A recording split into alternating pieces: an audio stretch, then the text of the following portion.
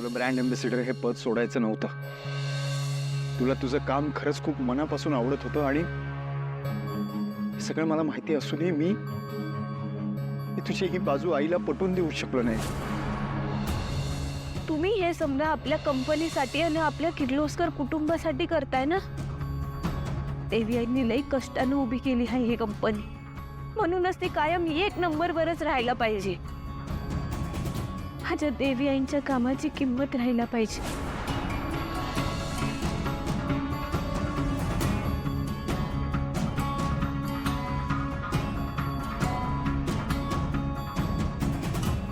देवी आई, तुम्ही बोलवलत मला? पारू, मगाशी अनुष्कासाठी त्या डिझायनर्सनी नवीन लुक डिझाईन केला होता, तेव्हा दामिनी सुद्धा तुला म्हणाली की तुला काय आवडलं असेल तर कुठला ड्रेस आवडला असेल तो सांग. पण त्यावेळेला तू काहीच उत्तर का नाही दिलंस? देवी आई, मी कसं काय बोलणार? आणि मला खरंच काय बी कळत नाही त्यातलं. आणि तुम्ही तुमच्या पसंतीनं ते ड्रेस बनवून घेतले होते ना, मग त्यावर मी कसं काय बोलणार?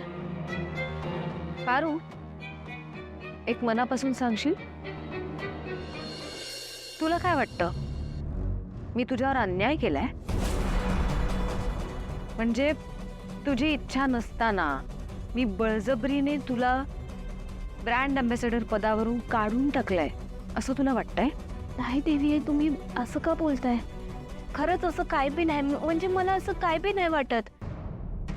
देवी, तुम्हाला बी माहित आहे माझ्यासाठी तुमचा शब्द किती महत्वाचा आहे. मला खरंच असं काय बी वाटत नाही. तू अनुष्काला म्हणाली होतीस ना की तुला आता आवडत नाहीये हे काम, तुला करायचं नाहीये, पण तरीही आम्ही बळजबरीने तुला हे काम करायला लावतोय. पारू, पारू, आता तरी बोल.